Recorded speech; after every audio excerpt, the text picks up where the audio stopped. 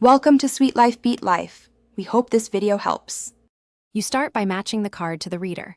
Micro SD often needs an adapter, so insert it now. Full-size SD goes directly into the slot. Once done, make sure the reader is plugged into a powered USB port or the computer's built-in slot, because insufficient power causes read errors. You should also unlock the device screen and dismiss any lock screens. This prevents permission prompts from blocking file access. Finally, visually inspect the card contacts for dirt and align the card with the slot orientation before inserting. Insert the card gently until it seats. Don't force a click because pins can bend. Once inserted, watch for the operating system to recognize the device.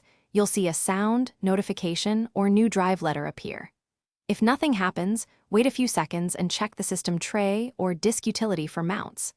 After the mount appears, open your file manager to confirm the card's folder and inspect files. If you need to transfer, drag files now. If copying many small files, use batch copy to avoid corruption. When you finish, always use the operating system's eject or unmount command. Pull the card only after the OS confirms it's safe, because removal during writes causes corruption.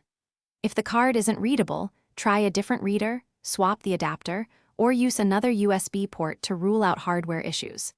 If the device still fails, attempt a read-only recovery tool to salvage files.